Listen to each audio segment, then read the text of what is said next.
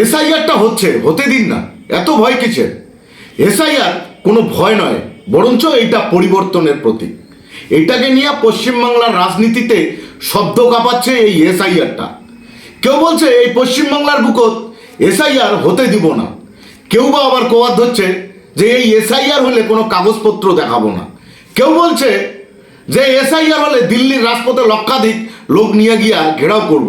এই এসআইআর তো কোনো পার্টির এজেন্ডা নয়, তাহলে এত ভয় কিসের? প্রশ্ন একটাই, যদি অন্যায় না করেন তাহলে এত ভয় তো হওয়ার কথা নয়। সব মগের মূলক নাকি? গণতান্ত্রিক দেশ, এই দেশে দাঁড়িয়ে থাকলে গণতন্ত্র মানতে হবে, আর না হলে পরে সাধারণ মানুষ তো ভাবি নিবে যে যারা গণতন্ত্র মানে না তারা নির্বাচন ইলেকশন কমিশনের কোনো আদেশ কোনো অর্ডার মানে না। মানুষ এই পশ্চিমবাংলার ইতিহাসের কথা ভোলে নাই, সেই শীতলকুচির কথা মানুষ ভোলে নাই। তরতাজা 4টা দেহ সিআইএসএফ এর গুলিতে মারা গেছে। এই পশ্চিমবাংলার মানুষ দেখছে এই সলচাতুরির ইতিহাস। কণ্ঠস্বরের ভিতরে একটা কথাই লুকিয়ে আছে জানেন তো, যে রাজনীতি এখন আত্মসমালোচনার দরজার দাঁড়ে আছে। অন্যদিকে কেউ বা বলছে নো এসআইআর নো ইলেকশন, কিন্তু পশ্চিমবাংলার ইতিহাসে এই ভোট রাজনৈতিক পড়বে। সিএ নিয়ে পশ্চিমবাংলার মানুষ জ্বলতে দেখছে সরকারি সম্পত্তি, জ্বলতে দেখছে ট্রেন, জ্বলতে দেখছে মানুষের বাড়ি, মানুষের ঘর। কারণ এই পশ্চিমবঙ্গ বছরের পর বছর এই রাজনীতির এমন একটা অধ্যায় চলে গেছে যেটা রক্ত আর প্রতিহিংসার ভয়ে ভিজে গেছে।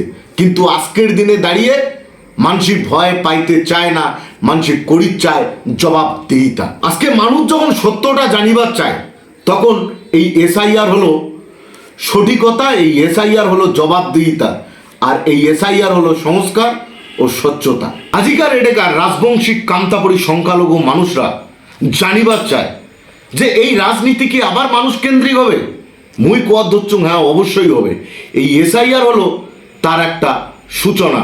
যারা মনে করে যে এই রাজনীতি শুধু ক্ষমতা নয় বরঞ্চ এটা দায়বদ্ধতা, যারা মনে করে যে এই রাজনীতি মানুষের আস্থা, এই রাজনীতি মানুষের বিশ্বাস, যেখানে ভোট মানে শুধু বুথ নয়, ভোট মানে ভরসা, যেখানে প্রশাসন মানে আদেশ নয়, প্রশাসন মানে উত্তরদায়িত্ব।